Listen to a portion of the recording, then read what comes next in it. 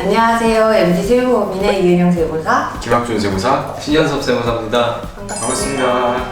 직장인 분들이 기다리고 기다리던 그때가 왔죠. 바로 연말정산 시즌이 왔죠. 또 올해 유난히 또 기다려지는 이유가 또 있는데요.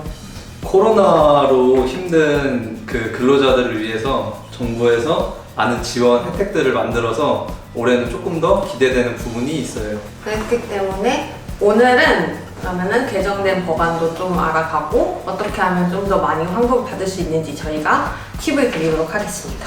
첫 번째로 가장 큰 혜택은 높아진 소득공제율과 소득공제 한도입니다. 이번에 코로나 때문에 진짜 가장 많이 이슈가 됐던 게 이 신용카드 사용의 공제율이 높아졌던 건데, 그 기존 같은 경우는 신용카드를 써도 체크카드 대비해서 공제율이 되게 낮다고 느껴졌었는데 이런 게 좀 많이 반영이 된 것 같아서 좀 저도 기대 중입니다. 신용카드를 그동안 많이 써가지고 전 체크카드 안 쓰거든요.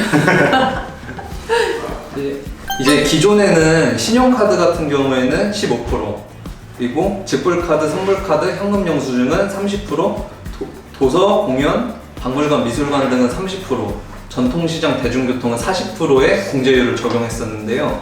2월까지는 동일하게 적용을 하되 3월 달에는 이제 코로나가 조금씩 심해지는 그거를 반영해서 신용카드만 그대로 두고 나머지 공제율을 2배로 높였어요.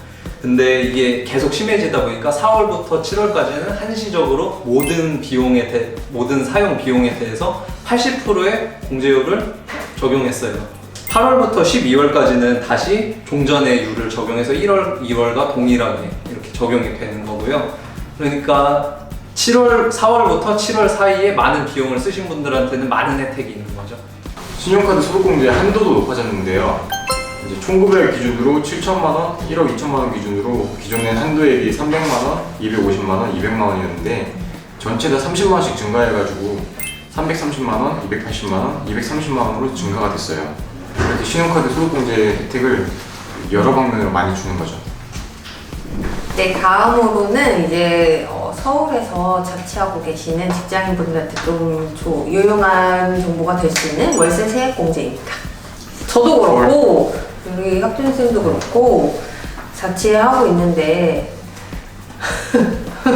이 월세 부담이 생각보다 크거든요. 월세 나가면 사실 좀 많이 힘들잖아요. 그런 걸 고려해서 이제 자취하시는 분들 직장인들 많을 텐데 이거 세액공제를 받으실 수 있으니까 좀 챙겨주셨으면 좋겠습니다. 네, 성급여 기준으로 5,500만 원 이하는 1년치 월세 12%, 그리고 7천만 원 이하인 경우는 1년치 월세 10% 이렇게 받으실 수 있는데, 이거 그러니까 다 월세 산다고 무조건 되는 게 아니고 임대차 계약서도 첨부해야 되고, 그리고 그 뭐죠? 월세 신고가 돼 있어요. 전입 신고가 된 경우만 이 세액공제 혜택을 받으실 수 있어요. 그래서 어쩌다 간혹 집주인이 전입 신고 안 된다는 조건으로 계약을 하는 경우가 있는데 그때는 월세 세액공제를 받을 수가 없습니다. 특히 올해는 개정돼가지고 원래 이게 총급여 기준하고 종합소득세 4천만 원이라는 기준이 있었는데 4,500만 원으로 상향이 됐어요. 그러니까 조금 더 받으실 수 있는 분들이 늘어나겠죠. 세 번째는 중소기업 직원의 주택 소득공제입니다.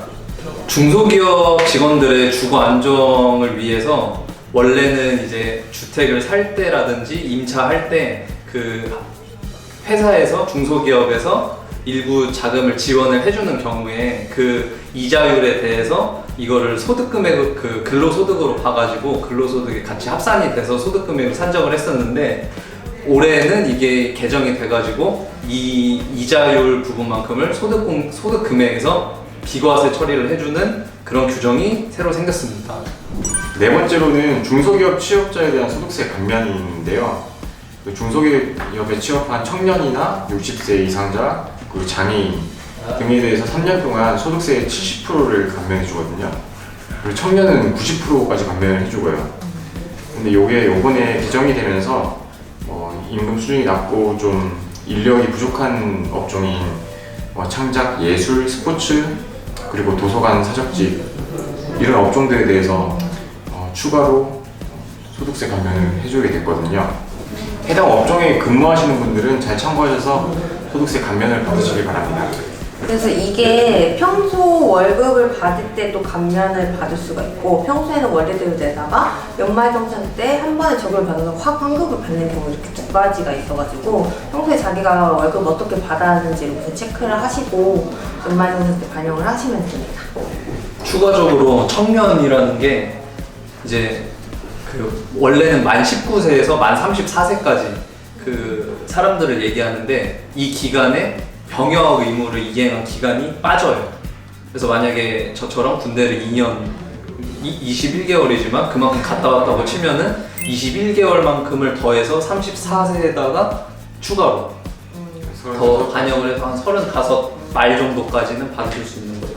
네, 다섯 번째로 설명드릴 항목은 배우자 출산휴가 급여의 비과세입니다.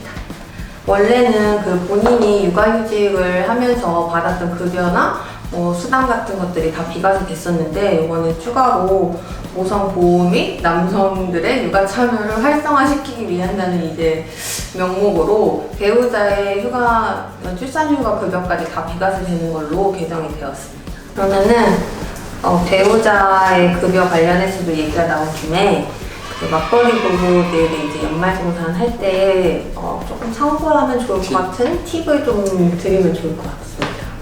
알고 계신 게 있나요? 맞벌이 하는 부분들이 요즘 많은데 소득이 높은 사람이 공제를 많이 받는 게 세액 절세 효과 면에서 더 유리하니까 신용카드나 의료비나 그러니까 신용카드를 최대한 그 소득이 높은 사람의 명의로 된 카드를 더 많이 쓰는 게 연말정산 할 때 유리하고 또 기본적으로 받을 수 있는 소득공제 그리고 자녀 부양가족으로 등록하는 자녀도 소득 높은 분 기준으로 기본공제를 받으시고 소득세가 누진세율이기 때문에 높은 세율 적용받으시는 분이 공제를 더 많이 받으시는 게 세금을 더 많이 절세하실 수 있습니다. 참고로 혹시 작년에 연말정산을 신청을 못 하셔가지고 공제를 못 받으신 분이 있으면 변경 청구로 가능하니까 꼭 놓치지 말고 환급 받으셨으면 좋겠습니다. 그리고 혹시나 직장을 옮기셔서 이중으로 근로소득이 있는 분들은 5월달에 꼭 합산신고 하셔야 가산세 부담이 없습니다. 이거 꼭 참고하셔야 되고요. 연말정산 간소화 서비스 이런 자료들은 이제 국세청 홈택스에서 그 조회 발급란에 연말정산 간소화 서비스에서 1월달 말 정도부터 아마 조회가 가능할 거예요. 그래서 그때 이제 열리면은 미리미리 준비하셔서 뭐 회사에 제출하시든지 직접 계산하셔서 잘 납부하셔서 13월에 월급 꼭 돌려받으시기 바랍니다. 오늘은 이렇게 연말정산에 대해서 말씀드렸는데요. 다음에 더 유익한 영상으로 찾아뵙겠습니다.